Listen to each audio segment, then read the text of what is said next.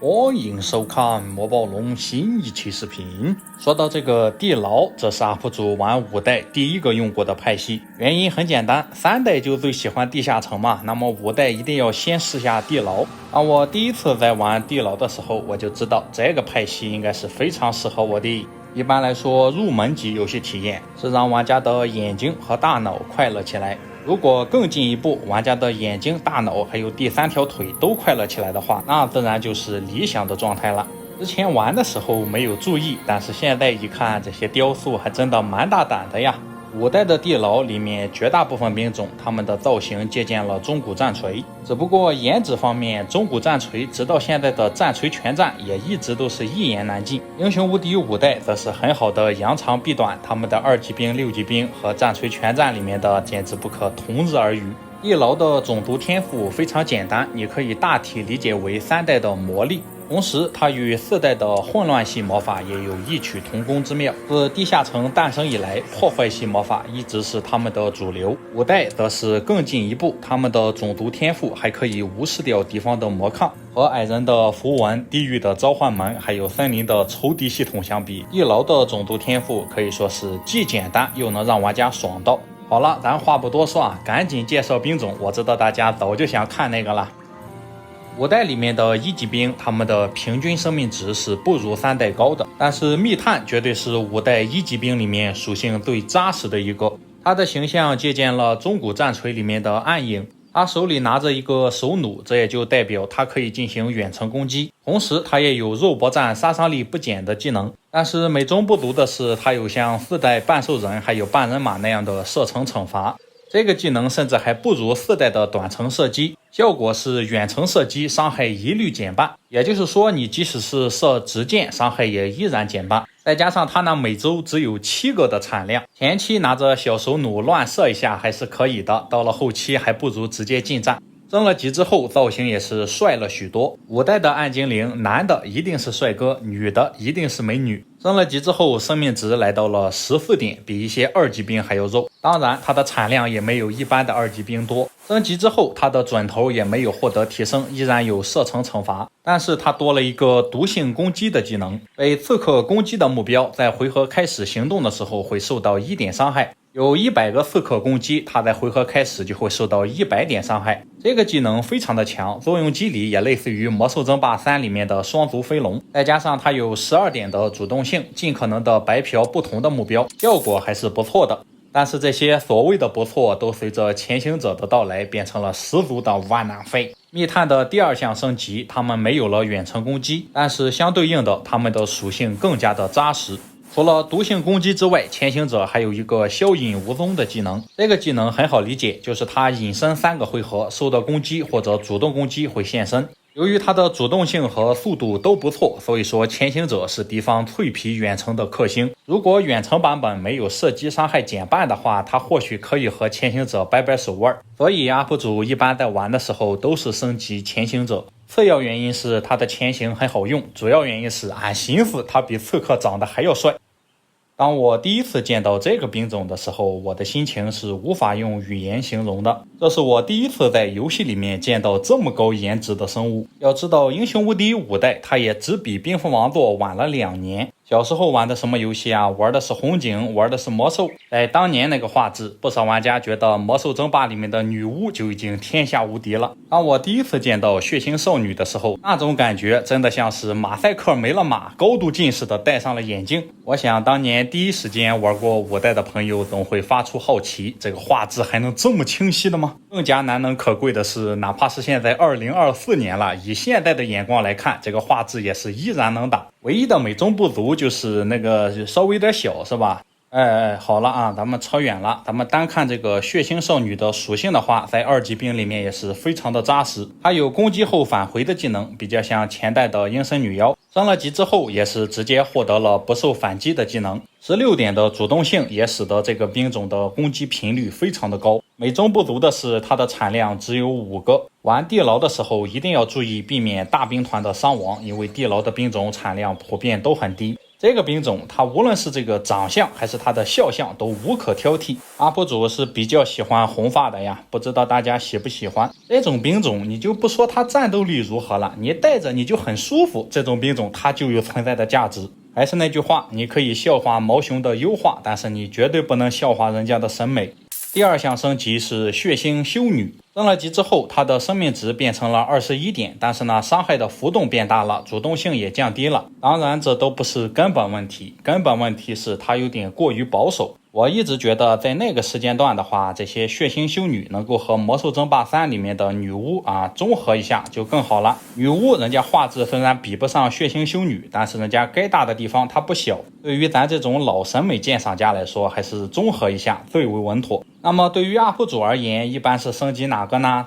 我2个都要，是吧？你跟人家牛头怪好好学学，你看人家的造型，我看就比较合适。5代的牛头怪，你单看造型的话，和3代很不一样。同时，它也是历代里面最没有牌面的一个。堂堂的地下城扛把子，现在变成了3级兵。3代的牛头王其实移动速度是不慢的，但是到了5代，他彻彻底底的成为了强哥式的人物。但是这个属性在3级兵里面确实是鹤立鸡群的一类。技能方面，除了招牌的技能士气高涨之外，就没有别的了。没有升级之前的定位一般是大号强哥，人称大强哥。升了级之后，不仅身体颜色变了，还缠了几个铁链。乍一看属性的话，没有什么大的提升，只提升了4点生命值，但是它却多了一个非常强的技能，就是双重攻击。这是5代唯一的一个会双重攻击的生物，其余的都叫顺劈斩。和顺劈斩相比，双重攻击在适用范围和稳定性上更胜一筹。这种走得很慢但是有双击的兵种，基本和3代城堡的浩南哥一样，可以当做后期决战的主力。为此，地下城还专门有一个建筑，通过献祭活物来提升血腥少女还有牛头怪的产量。牛头怪的第2个升级叫做牛头怪首领，你也可以叫他牛头人监工。根据以往的经验，如果属性提升了这么多的话，它必然是没有了双重攻击。生命值40点的3级兵，这在5代可谓是独一份。9点的主动性也使得牛头人首领比那些强哥树精之流要快得多。升了级之后，他的勇猛技能直接变成了一个光环效果，刚升级的时候可以买一点带出去，到了后期决战一般是直接换成牛头人卫士。4级兵是骑着蜥蜴的黑暗骑兵，注意这个可不是魔暴龙，魔暴龙比这个要强壮得多。在中古战锤里面，它一般叫做冷蜥。地牢的兵种到了4级兵这里就没有明显的超模了。作为一个高贵的骑兵，它自然是会冲锋的，只不过它的冲锋相较于圣堂骑士的更加简单粗暴，每冲一格就可以降低目标 20% 的防御，直到降为0点。看上去非常的强，但是蜥蜴骑兵是非常依赖升级的。没有升级之前，它的生命值只有40点，再加上它只有4个的产量，非常的脆。6点的速度，很显然也没法1回合下底。这一切在升级之后就不一样了。升了级之后，不仅速度提升了2点，生命值也从之前的40直接变成了60。除了骑兵冲锋之外，它还多了一个蜥蜴撕咬的技能，就是相邻的友军对一个目标发动攻击的时候，蜥蜴骑兵也会对它进行攻击。和前面说到的潜行者可以达成很好的配合。冷蜥和魔暴龙都是恐龙，可以说这个兵种就是5代里面 UP 主的本命兵种。第2个升级是迅猛骑兵，咱不知道为啥翻译成了忧郁骑兵。单看颜值的话，要比前面的冷血骑兵要帅一点，并且还多了一点宝贵的主动性。但是作为一个骑兵，他的招牌技能冲锋没有了，取而代之的是他可以攻击路径上的其他敌人，但是伤害很少，只有 25%。这种技能一看就是适用面很窄的那种。论上限的话，你还能比人家直接把防御力降成0的冲锋更高吗？ UP 主一般是升级冷血骑兵，不为别的，能冲他就能爽。这位也是老熟人了，他和19堪称英雄无敌界的2大劳模，除了3代分出去单干之外，基本上都是黑龙的小弟。5代里面9头怪的还击和不受反击都保留下来了，可以说你抛开主动性和速度不谈的话，这就是一个完美兵种。没有升级之前，主动性只有7点，和强哥一样。这样的主动性在实战当中基本和一个电线杆差不多，但是5代像地牢、塔楼这样的施法职业，这样的肉盾兵种是不可或缺的。它们的作用是只要站着活着就好，因为它活的时间越长，你英雄释放的魔法就越多。5代在他们没有升级的时候，对细节的把控非常到位。由于只有3个头，所以说他们不能攻击一圈的敌人，要升了级之后才会。升级之后，它就由之前的3个头变成了6个头。翻译方面也是直接叫多头蜥，而不是9头怪，因为它压根没有9个头。这个属性可以说是要生命值有生命值，要伤害有伤害，要攻防有攻防。唯一的缺点是主动性依然只有7点，说到底还是一个老牌电线杆。升级之后，除了属性很扎实之外，它还多了一个再生的技能，就是每个回合都可以恢复30到50点生命值。这种再生的技能是很适合前期数量少的时候开荒的。但是吧，这个9头怪的主动性大家懂的都懂，除非你只带9头怪，要不然的话没有敌人愿意攻击它。那么我们一般选择什么呢？我们一般选择反甲9头怪。虽然不存在100%的完爆，但是酸叶多头蜥确实比前面那个要厉害不少。尽管长得更加的花里胡哨，这6个头看起来比身子还要重，在属性没有下降多少的同时，换来了一点宝贵的主动性。在被攻击的时候，也会对范围的敌人造成酸叶伤害。伤害虽然只有 25%， 但是这个兵种输出已经不低了，伤害也很可观。8点的主动性，虽然说也是个电线杆，但是稍微能活动活动了。整体上算是一个相当合格的后期决战兵种。接下来是地牢的第2大重头戏兵种暗影巫女。这个兵种真正意义上的用气场就折服了他们的2级兵血腥少女。造型方面真的是不得不承认毛熊真的非常懂呀。它是一个远程兵，考虑到1级兵密探有射程惩罚，所以说地牢基本上只有这一个远程单位。属性方面并不是很高，但是它的气场已经掩盖了这一切。这个兵种无论是动作，还有音效，还有颜值，还有造型，可以说设计师是非常的懂玩家，他知道咱们喜欢什么样的。苍白的语言说再多也是苍白的，咱们直接放原片。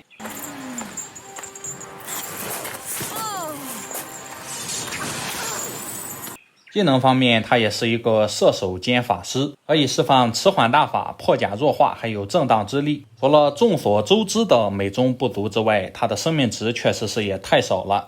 如果你要问暗影巫女我会升级哪一个，那毫无疑问就是暗影女族长。暗影主母倒是战斗力不错，但是呢，暗影女族长有一个她不具备的优势。众所周知，除了长相和身材之外，声音也是很重要的。这期视频就算是过不了审，我也得给大家听一下。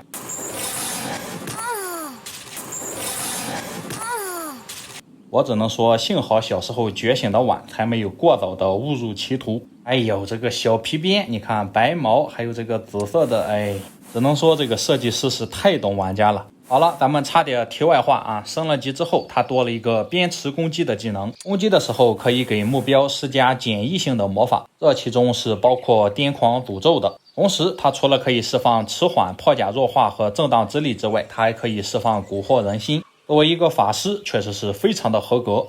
第2项升级是暗影主母，这个兵种我其实是根本没有升级过。颜值方面虽然挺高，但是呢，我得送他一句话：回去吧，你太老了，魔暴龙的大刀不斩老幼。气质上差一大截不说，声音也是完全不能和女族长比。我想很多点开这个视频的肯定不是进来听声音的，所以说我就不再对比了。很显然这是不可能的。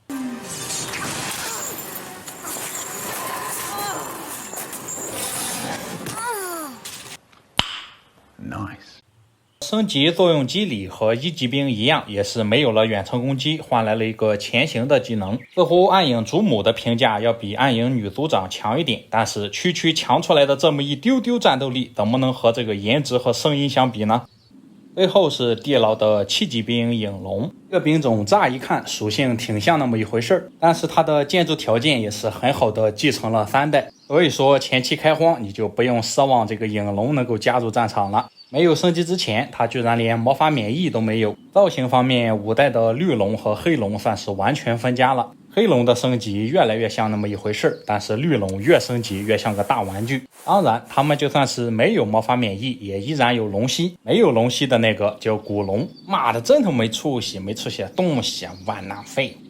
第1个升级是长得酷似真红眼黑龙的黑龙。升了级之后，属性获得了很大的提升，而且还多了魔法免疫。英雄无敌历代只要和黑龙挂钩的，它都有魔免。魔免技能在游戏里面排面还是很高的，直到7代某一个1级兵也有魔免之后，这就显得黑龙的这个魔免很掉价。值得注意的是，5代的天降魔拳属于物理伤害，对黑龙依然有效。7个法爷分7组，1轮魔法神拳干掉一个黑龙不在话下。众所周知，魔免是个双刃剑，如果你不喜欢魔免的黑龙，你应该如何选择呢？你应该选择这个红龙。5代的双升级模式非常的好，在你不喜欢某个技能的时候，你完全可以选择另一个。赤龙终于迎来了自己的升职，它和之前的老上级黑龙成了平级。单看属性的话，赤龙不如黑龙，而且它还没有魔免，但是与之相对的，它多了一个天火降临的技能。这个技能不仅可以造成相当于平时 1.5 倍的伤害，而且不受反击。一般来说就是想玩末日选黑龙，不想玩就选赤龙。这2位都是得大后期才能出，你在前期开荒的时候你是用不到了。最后我们来看一下地牢的英雄，首先是黑手为上，特长前行者。这是一个我非常喜欢用的英雄。开局是初级魔抗穿透，外加初级幸运树和士兵的幸运。开局带的全是1级兵密探，可以有效的解决地牢1级兵数量很少的缺点。升级成前行者之后，破影一击再加上幸运树也是非常的爽。由于 UP 主玩地牢就不是奔着强度去的，所以说选英雄的时候也是看着哪个顺眼挑哪个。它的特长和一般的兵种特一样，也是每升2级提升密探、刺客、前行者1点攻防。地牢是真的很适合最低难度开局，就像英雄无敌3代，一些新手开局玩80或者100难度，选个塔楼那是最舒服的。接下来是血腥少女特鱼尔沃纳。血腥少女这个兵种，你抛开颜值不谈，拿来开荒也是很强的，但是它开局数量是固定9个，很少。开局也是魔抗穿透外加初级启蒙，还带了一个智慧学。血腥少女用起来的话，和森林的弓箭手也是一个德行，到了后期可能一个魔法砸下去就几乎全军覆没。但是前期开荒的能力是毋庸置疑的，别的不说，就这个特长往这儿一站，那就是个热门选手呀。有热门选手，那自然也有冷门选手，他就是牛头人特基特拉。由于5代的大多数技能都获得了加强，而领导术还在原地踏步，再加上5代的外交术和3代的完全没得比，其余的理财加募兵一看就是偏辅助的技能，再加上他特长的是牛头人，你买出来当副将还行，千万不能当主将。还有一个问题就是他开局全部都是牛头人，这对你的开荒帮助不大。这位看这个样子就知道很厉害的叫做塞纳特。单看开局的技能的话，5代偏破坏系，而他开局恰好有玩地牢破坏系，那是必学的，不玩破坏系你玩什么地牢？地牢的种族技能除了魔抗穿透之外，它的3个小分支也非常有用，而塞纳特的特长就是降低使用强效魔法的魔法值损耗。这个强效魔法类似于过载，可以让你花费更多的魔法值，造成更多的伤害。这个英雄也是一个后期成长型英雄，到了后期他的强效魔法消耗和正常的差不多了。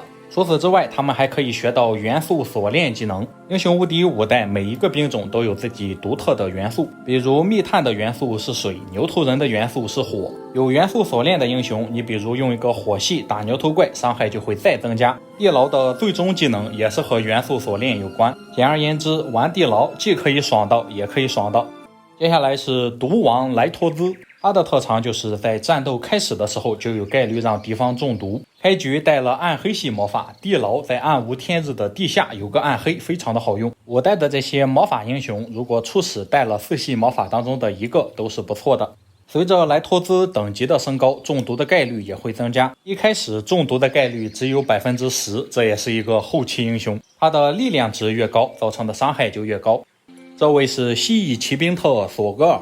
地下的妖术师除了力量成长比较高之外，他们的攻击力成长也是不俗的。但是地牢的英雄学个进攻却不是最好的选择。进攻的3个分支：剑术、战术还有战争狂。说剑术的话，如果你不升级刺客，它只有一个远程，就是暗影女族长，并且战争狂对于地牢的低级兵加强也不大。这都不是重点，重点是它的特长不是增加蜥蜴骑兵的攻防，而是提升蜥蜴撕咬的伤害。这就好比3代约克的特长独眼巨人不提升独眼巨人的属性，而是提升独眼巨人投石的命中率。要是你没有触发这个技能的话，它就是一个纯白板。并且在地牢里面，蜥蜴骑兵也是后期决战兵种，这些我都忍了。关键是他开局他没有蜥蜴骑兵，开局没有特长兵种的还有艾琳娜。它的特长其实不是增加攻防，这是由于版本问题，但是我觉得这个特长更厉害，所以说我就一直用了这个版本。它真正的特长应该是你的英雄在用破坏系法术的时候，手下的暗影女族长还有暗影女巫有一定概率对目标也发动一次攻击。暗影祖母是个近战兵，所以说没用。英雄无敌5代，如果一个英雄开局有3个技能，那么他大概率是个弯囊废，再加上他开局没有暗影女巫，所以说我根本不喜欢用。最后是伊贝斯，这个英雄我是很喜欢的。为了防止地牢的英雄魔法值不够，所以说他们有一个黑暗仪式的技能，就是让你的英雄站在原地1天一动不动，然后第2天恢复所有魔法值。伊贝斯则是在此基础上让你的魔法值可以恢复突破上限。这个技能对于 UP 主这种不喜欢多线操作的懒人来说实在是很有用。5代的地牢由于玩的比较多，所以说的也是头头是道。事实上 UP 主直到现在玩英雄无敌5代依然也是最低难度，这样的水平来做视频确实是非常的吃力，好在是坚持下来了，咱们最后一期视频做完，这个坑完结了。这几期视频说实话错误有很多，做视频的初衷也是为了让没玩过5代的朋友看一下5代长什么样。从结果来看数据是不错的，我很满意。这样的话5代的坑就此完结，下个月如果正常的话，咱们开坑7代，那是 UP 主除3代之外玩的时间最多的一代。它有很多缺点，它也有很多优点，一切的一切咱们敬请收看下一期的先导视频，咱们下期再见，谢谢朋友们。